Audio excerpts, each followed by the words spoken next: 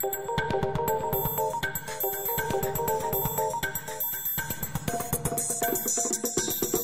name's Marty Welch. I'm a full-time painter, and lately I've been doing a series of portraits. And I'm really trying to not just capture a likeness to the person, but I'm trying to get a bit of their essence and a bit of their character and try and put that down on canvas. Today I'm meeting Buckwheat. Yeah, Buckwheat is a world-renowned drag artist. She has very strong community ties in the Pacific Islanders and is the only person I know that has two very distinct, separate personas. Buckwheat. Hello. Nice to meet you. Fabulous to meet you too. Come through. Thank you. So here we are. This is just a few of the selected works, just in a Polaroid form. Some of the other ones are commission works that are here to be picked up. So look, if I can get you to sit down. So from here, these are the initial stages of the portrait, which are actually quite important to the finished work. It's going to allow me to get just form, colouring, how the face is structured, and the hair, and I'll take it back to the studio, refine it, and then we'll bring it in and we'll show you for the reveal. Great. So, where does the name Buckwheat originate from?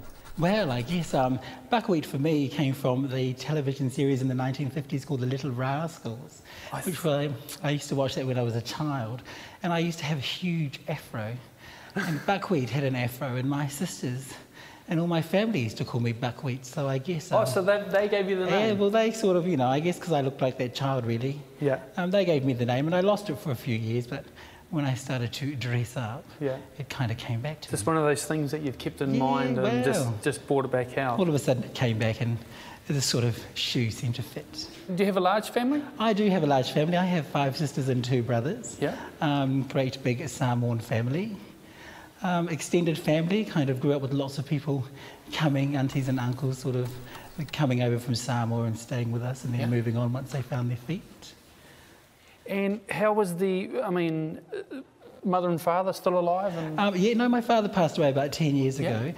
Came from a very strict religious family. Sort of my father came to New Zealand to spread the word of the gospel for all the migrants that were moving over in the 50s and 60s, I guess. So kind of brought up within the church and in a strong sort of Christian structure. And so I guess when I sort of transitioned into, you know, doing drag work, drag artistry, there was a little bit of, well, I guess sort of coming out of being gay, there was a little bit of... an issue? Oh, yeah, well, you know, I guess it wasn't an issue. I guess for me it was an issue for me, but it wasn't for my parents. Yeah. They were very caring and very supportive of what I chose to do. When you were purely Edward and Buckwheat was forming, was it like, well, that's it, that's what I'm going to do, or was it a little bit of hit and miss, or was a lot of formulating before it actually worked? Well, I guess, you know, also being or had Buckwheat always been there? I guess Buckwheat was quite dormant within Edward for a very long time. But being Samoan, we have the whawhawhine, which is sort of like a third sex, which is sort of often, you know, they're male, but they're kind of quite effeminate. So I guess it was a natural lead on in terms of once sort of, you know, I kind of went out and saw drag and then kind of adopted it seemed to be a lot easier for me to kind of make that transition. Buckwheat's got a really interesting face because underneath all of that makeup is a man, and she has manly features, if that makes any sense.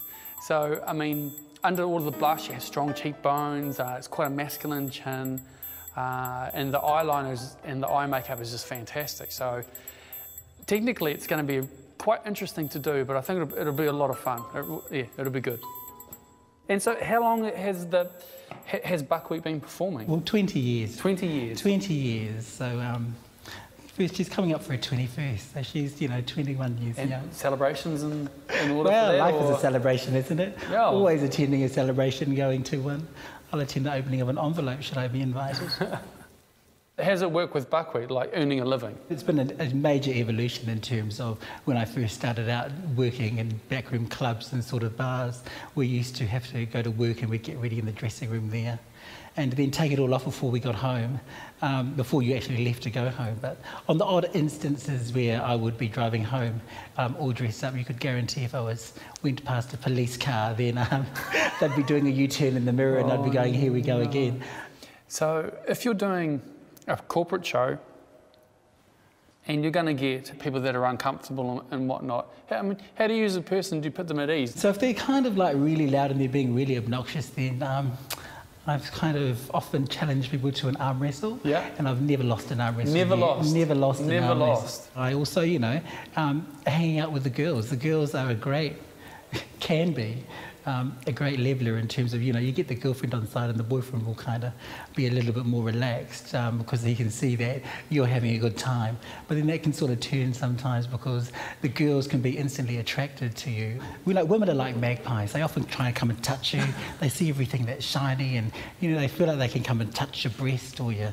So I get manhandled a lot by men and women, but more so the women, which is a strange kind of feeling to be touched by someone you don't know in an area that would be intimate where not necessarily they would, you know, I mean, a woman would hate it if you came up to her and just wet for her breasts, or, you know, often, you know, they'll go to touch to feel your penis and it's not there. I've kind of got to the stage now, you know, if they touch me, I'll touch them. It's as simple as that. They don't seem to touch you again after that. But then often you can get a chance to explain to them, you know, how come you feel like you can touch me, whereas if I came up and touched you, all hell would break loose. And I guess sort of having the two characters is sort of great. Often when people meet Edward outside of Buckwheat, they're often surprised. They kind of, I don't know what they're actually expecting, but I guess because Buckwheat's so sort of bling bling and shiny, that Edward is just, you know, is the opposite, you know, quite, you know, they go, you actually look like a guy, as opposed to sort of, I don't know what they were expecting.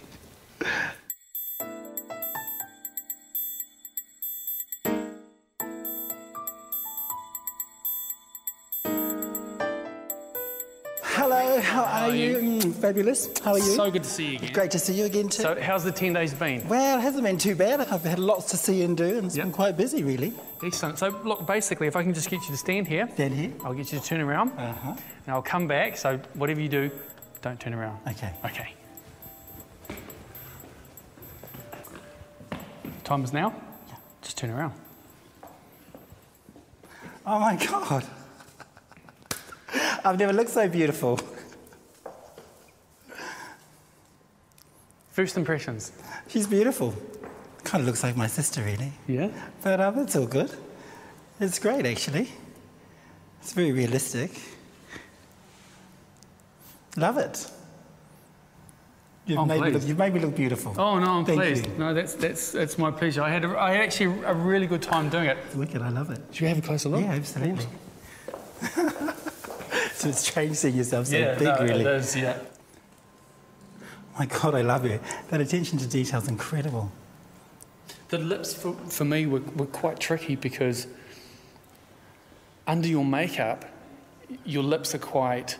well, yeah, they're not as full, absolutely. You know, So for me, you can actually see the natural shape of your lip. Right. Just there. I was trying to, you know, you've got the makeup and the lipstick, but I was just trying to, just underneath you can just see the natural shape of your lips. Sure. Which I still wanted to keep in there to say underneath all this makeup is actually a different person. Yep. And the glitter on the eyelids looks fantastic. I love how you've highlighted the little white dots on there to sort of make it look like she's sparkling. I had a ball. Thank you. She's beautiful. I love her. Yeah, no. Thank you for incredible. taking part. I love it. No, that's great. Not a problem. Not a problem.